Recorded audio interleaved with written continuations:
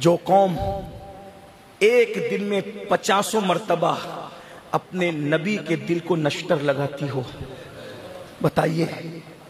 بتاؤ میرے بھائیوں، سیدنا فاروق اعظم کا قول ہے تم گناہ کوئی کرو، چھوٹا کرو یا بڑا کرو، میں تو اتنا جانتا ہوں جب بھی حضور کا کوئی امتی گناہ کرتا ہے روضے رسول میں حضور کا دل دکھتا ہے، حضور رنجیدہ ہوتے ہیں، حضور غمگین ہوتے ہیں۔ میری قوم کے جوانوں ذرا بتاؤ، جب تم شراب کے اڈوں پہ جاتے ہوگے تو رسول اللہ کے دل پہ کیا گزرتی ہوگی؟ جب تم اپنے چہرے سے داڑھی مڈا کر گٹوں میں پھینکتے ہوں گے تب رسول اللہ کے دل پہ کیا گزرتی ہوگی؟ جب تم کسی لڑکی پر پاپ کی نظر ڈالتے ہوں گے تب رسول اللہ کے دل پہ کیا گزرتی ہوگی؟ مجھے بتاؤ میرے بھائیوں، حضور سے عشق کا دعویٰ ہے، ارے جو حضور کا ہوتا ہے وہ اس طرح کے کام کرتا ہے۔ اللہ اکبر۔ جانور اگر حضور کے ہو جائیں تو جانوروں کو بھی یہ شعور مل جاتا ہے کہ جب تک رسول اللہ جانور پر بیٹھے جانور پیشاب نہیں کرتا۔ ہم کیسے گندے ہو گئے کہ اللہ اکبر، وہ کون سا گناہ ہے جو ہمارے سماج میں نہیں ہے، وہ کون سا گناہ ہے جو اپنے معاشرے میں نہیں ہے۔ بہرحال اتنا کہنا چاہتا ہوں، چلے پورا محشر کس پر آ کر ٹک گیا؟ صرف حضور پر، میں اور آپ نہیں۔ آقا فرماتے ہیں سارے انبیاء کو میری حاجت ہوگی، بلکہ آقا نے یہاں تک فرمایا ابراہیم خلیل اللہ بھی اس دن میری طرف دیکھ رہے ہوں گے، ان کو بھی میری حاجت ہوگی۔ میرے امام کہتے ہیں وہ جہنم میں گیا جو ان سے مستغنی ہوا ہے خلیل اللہ کو حاجت رسول اللہ کی۔ اب پتا چلا سب کہاں جا رہے؟ حضور کے پاس۔ سب کہاں جا رہے؟ حضور کے پاس۔ سب کہاں جا رہے؟ حضور کے پاس۔ دل کے کانوں سے سنو، مسجدوں کو ویران کرنے والوں، ماہ رمضان شریف میں بھی نمازوں کو ترک کرنے والوں، بہت سارے لوگ تو روزہ ہی نہیں رکھتے، جو روزہ رکھتے ہیں سحری کھا کے جو سوئیں گے تو ظہر بھی بستر میں چلی جاتی ہے۔ اللہ اکبر۔ سن لو میرے بھائیوں، جس اعلیٰ حضرت کے مسلک کا نعرہ لگاتے ہو اس اعلیٰ حضرت نے فتاوی رضویہ شریف میں لکھا ایک وقت کی نماز چھوڑنے پر ہزاروں سال تک جہنم کی آگ میں جلنا پڑے گا۔ ایک وقت کی نماز چھوڑنے پر ہزاروں سال جہنم کی آگ میں۔ امام لکھ رہے ہیں فتاوی رضویہ شریف میں، حدیث کی روشنی میں کیا اتنی طاقت آ گئی؟ ارے ایک منٹ اپنے گھر کے چولہے میں انگلی ڈال کر کے دیکھو، ایک منٹ بیوی کے جلائے ہوئے چولہے کے اندر انگلی ڈال کر کے رکھ کر کے دیکھو، کیا برداشت کر سکتے ہو؟ جب بیوی کے جلائے ہوئے دنیا کے چولہے میں ایک منٹ انگلی ڈال کر کے نہیں رکھ سکتے تو اللہ کی 3000 سال تک کے بھڑکائی ہوئی وہ آگ جسے جہنم کی آگ کہتے ہیں، جب ایک وقت کی نماز چھوڑنے کے بدلے میں ہزاروں سال تک جلو گے تو کیا بنے گا؟ اور حضور علیہ السلام کا فرمان ہے۔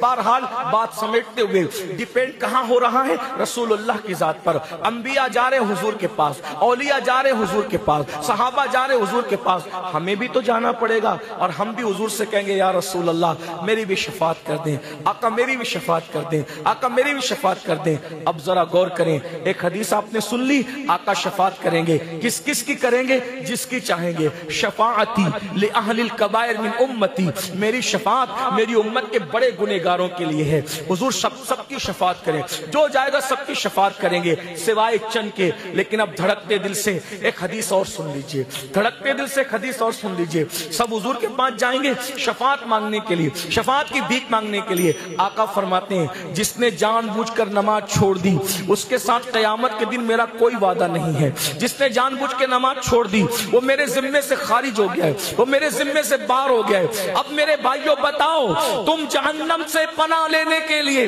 شفاعت کی بھیک مانگنے کے لیے مصطفیٰ جان رحمت کی بارگاہ میں گئے، اللہ نہ کرے 1000 بار نہ کرے، کروڑوں بار نہ کرے، اللہ کسی دشمن کو بھی وہ دن نہ دکھائے، تم نے ہاتھ پھیلا کر کہا آقا میری بھی شفاعت کیجئے، میں بھی آپ کا امتی ہوں۔ ان کی رحمت سے تو ایسی امید نہیں لگتی، لیکن ان کی غیرت سے ڈر ضرور لگتا ہے۔ ان کی غیرت بہت وہ غیور ہے، نازک ہے بہت، غیرت سلطان مدینہ۔ حضور بڑے غیور ہے، بہت غیور ہے، خدا کی مخلوق میں ان سے بڑا غیرت مند کوئی نہیں ہے۔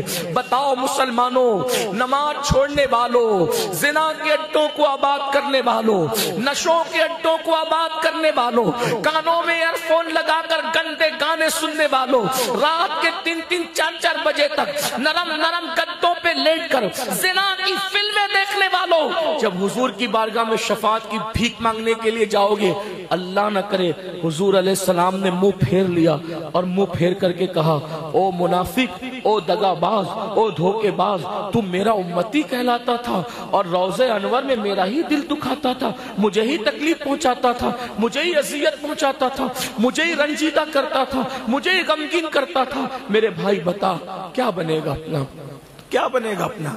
یہ جو ہمیں ٹھنڈی ٹھنڈی تھپکیاں جو دی جاتی ہے کہ تمہارا کچھ نہیں ہوگا، بولو اگر اللہ نہ کرے حضور نے منہ پھیر لیا، حضور علیہ السلام نے رخ انور پھیر لیا، حضور نے چہرہ پھیر لیا، بتاؤ کس کے پاس جاؤ گے؟ کس کے دروازے پہ دستک دو گے؟ کہاں جاؤ گے؟ کون کرے گا؟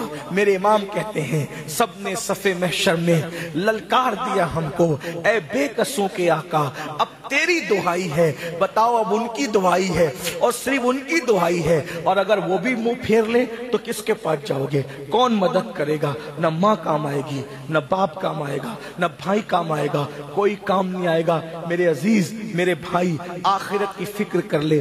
قرآن کہتا ہے وَلْتَنْظُرْ نَفْسٌ مَّا قَدَّمَتْ لِغَدٍ، آخرت کے دن کے لیے تم کیا روانہ کر رہے ہو، تم نے کیا بھیجا ہے، اس پر غور کرو، اسے سوچو۔ وَاتَّقُوا اللَّهَ ان اللہ، اللہ پاک ارشاد فرماتا ہے وَاتَّقُوا اللَّهَ، اللہ سے ڈرو، اور اللہ سے ڈرو، اللہ تمہارے اعمال کی خبر رکھتا ہے۔ اللہ اکبر، بما تعملون، اللہ نے ارشاد فرمایا اللہ پاک تمہارے اعمال کا علم رکھتا ہے، وہ خبیر ہے، وہ علیم ہے۔ میرے آقا صلی اللہ علیہ وآلہ وسلم کے دیوانوں، آپ جانتے ہیں آج ہمارے پاس جنت کی کوئی ضمانت نہیں ہے، لیکن آج ہم قہقہے لگا رہے ہیں، ہم ہنس رہے ہیں، جو جی میں آ رہے کر رہے ہیں۔ جن کو رسول اللہ نے جنت کی بشارتیں دی تھی وہ سیدنا صدیق اکبر، ایک مرتبہ صدیق اکبر چڑیوں کو دیکھ کر کہتے ہیں اے چڑیا تم کتنی خوش نصیب ہو۔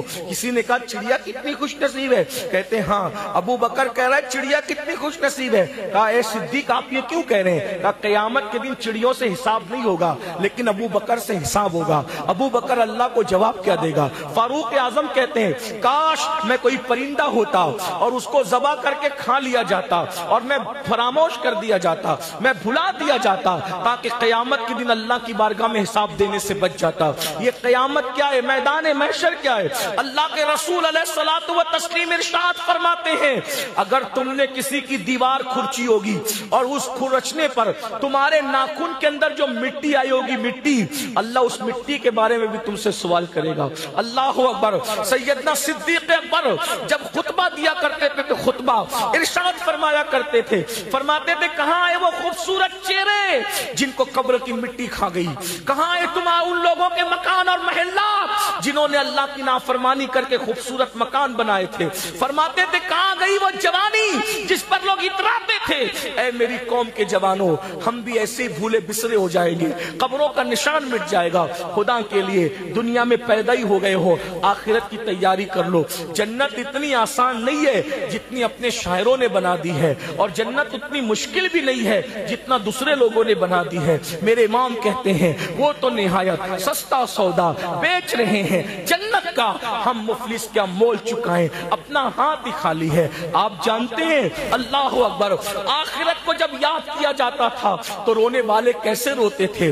حضرت سیدنا قاسم ابن محمد ابن ابو بکر صدیق، یعنی حضرت محمد ابن ابو بکر کے بیٹے حضرت قاسم کہتے ہیں ام المومنین سیدہ عائشہ صدیقہ میری پھپھی تھی، میں ان سے ملاقات کے لیے جاتا، جب وہ آخرت کے لیے رونے کے لیے کھڑی ہوتی تو روتے روتے ان کا دوپٹہ بھیگ جایا کرتا تھا۔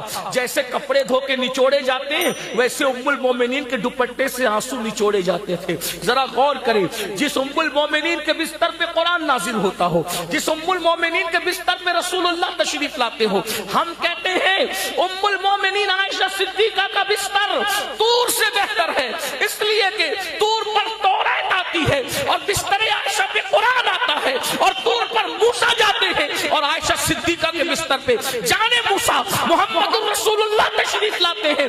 بتاؤ، رسول اللہ کی بیوی، رسول اللہ کی شریک رسول اللہ کی شریک حیات، اس لیے کہ حیات النبی ہے، ان کی بیویاں یہاں بھی بیویاں ہیں، ان کی بیویاں وہاں بھی بیویاں، حضور تو حیات ان کی۔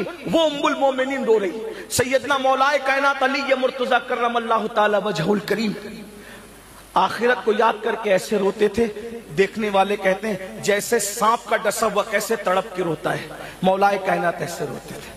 ہمارے امام الائمہ سراج الامہ کاشف الغمہ سیدنا نعمان بن ثابت امام اعظم ابو حنیفہ ایک مرتبہ عشاء کی نماز پڑھا رہے ہیں، نماز عشاء پڑھاتے ہوئے امام اعظم نے سورہ زلزال کی تلاوت کی، اذا زلزلت الارض زلزالها واخرجت الارض اثقالها وقال الانسان ما لها يومئذ تحدث اخبارها، یہ سورہ مبارکہ کی تلاوت کی۔ اس میں اللہ نے قیامت کا ذکر کیا ہے، زمین میں زلزلے آئیں گے، نیچے کی چیز اوپر ہو جائے گی، اس کا اینڈ یہ ہے فَمَن يَعْمَلْ مِثْقَالَ ذَرَّةٍ خَيْرًا يَرَهُ وَمَن يَعْمَلْ مِثْقَالَ ذَرَّةٍ شَرًّا يَرَهُ۔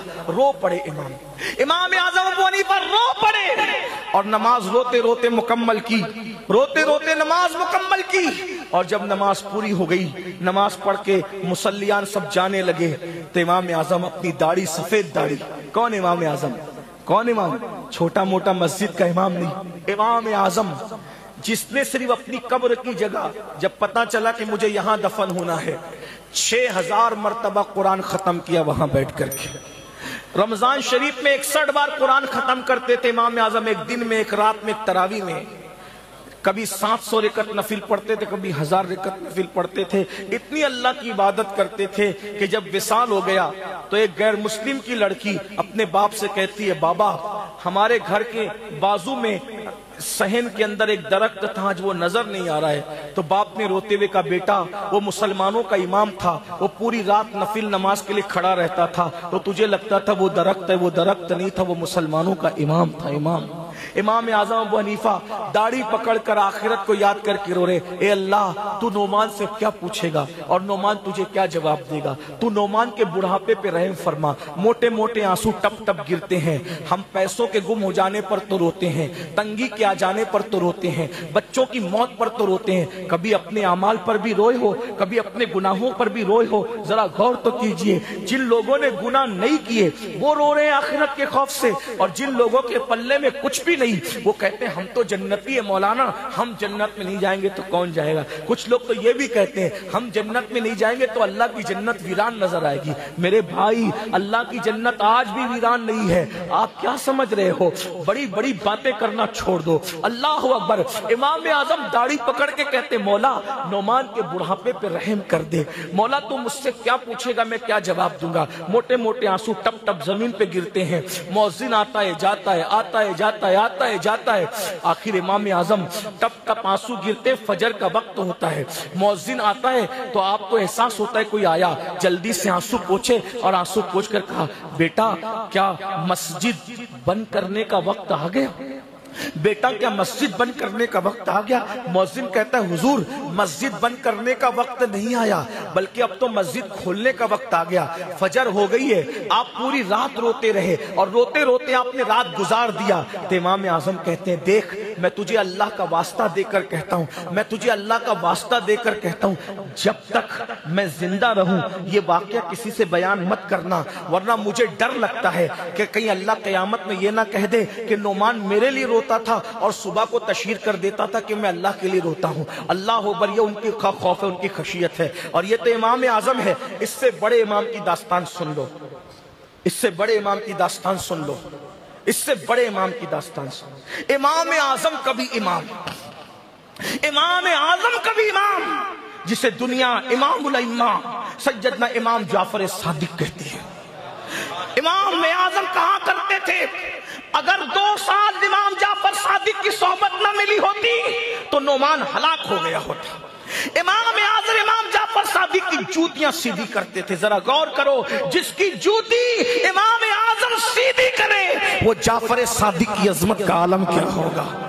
میرے بھائیوں، گناہ کر کے، جرائم کر کے، پاک کر کے، نماز چھوڑ کر، گناہوں کے دلدل میں ڈوب کر جنت کا اور بخشش کا خواب دیکھنے والوں یاد رکھنا، اللہ نے روزی کا وعدہ سب سے کیا، اللہ نے روزی کا وعدہ سب سے کیا ہے، مغفرت کا وعدہ نہیں کیا سب سے، بلکہ کیا فرمایا؟ فَيَغْفِرُ مَن يَشَاءُ، جس کو میں چاہوں گا بخشوں گا، بے شک مَن يَشَاءُ، اور جس کو چاہوں گا عذاب دوں گا۔ اگر میں چاہوں تو نبی کے بیٹے کو بھی عذاب دوں گا۔ غور کیجئے گا کتنی نازک بات ہے، یہ حقائق آپ سننا نہیں چاہتے۔ اس لیے کہ آپ اس کے عادی ہو گئے کہ اس کا چہرہ دیکھو اور جنت میں جاؤ اور اس کا چہرہ دیکھو. بہت معذرت کے ساتھ مذاق کر رہے ہو اپنے ساتھ. شیطان نے اغوا کیا آپ کی فکر. نبی کا بیٹا جہنم میں جائے گا. ہم کون ہیں بھائی؟ نوح علیہ السلام کے بیٹے کی شکل میں نبی کا بیٹا جہنم میں جائے گا. نبی کا سگا چچا جہنم میں جائے گا. ابراہیم علیہ السلام کا سگا چچا آزر کی شکل میں نبی کا سگا چچا جہنم میں جائے گا. نبی کی بیوی جہنم میں جائے گی. حضرت لوط علیہ السلام کی بیوی کی شکل میں نبی کی بیوی جہنم میں. میرے بھائی بتا، جس دن نبی کی بیوی جہنم میں جا رہی ہوگی، نبی کا سگا چچا جہنم میں جا رہا ہوگا، نبی کا بیٹا جہنم میں جا رہا ہوگا، ہمارے اندر سرخاب کے پر لگے کہ ہم کچھ بھی کریں اور جنت میں جائیں. اللہ اللہ اللہ نے ہم سے مغفرت کا وعدہ نہیں کیا. روزی کا وعدہ کیا، اس کے لیے 8 گھنٹہ 10 گھنٹہ محنت کر رہے ہو، 12 گھنٹہ محنت کر رہے ہو. جس کا وعدہ ہے اس کے لیے اتنی محنت کر رہے ہو. کوئی دلی آتا ہے وطن چھوڑ کے، کوئی سعودی جاتا ہے، کوئی کلکتہ جاتا ہے، کوئی دبئی جاتا ہے. کس لیے؟ روزی کے لیے. میں منع نہیں کرتا، بالکل جاؤ. جس کا وعدہ ہے اس کے لیے وطن چھوڑ کے رات دن محنت کرتے ہو. اور جس مغفرت کا وعدہ نہیں ہے بتائیں اس کے لیے ہم کیا محنت کریں، کیا کوشش؟ پچھتاؤ گے مرنے کے بعد. روح کا رشتہ جس دن جسم سے ٹوٹے گا کچھ کام نہیں آنے والا. کوئی کام نہیں آئے گا میرے بھائی، کوئی کام نہیں. بلکہ ہم نے تو کووڈ میں دیکھ لیا کس سے دل لگا رہے ہو. لوگ تو جنازوں میں نہیں آ رہے، قبر کے اندر کیا کام آئے گا. باپ کے جنازے میں بیٹا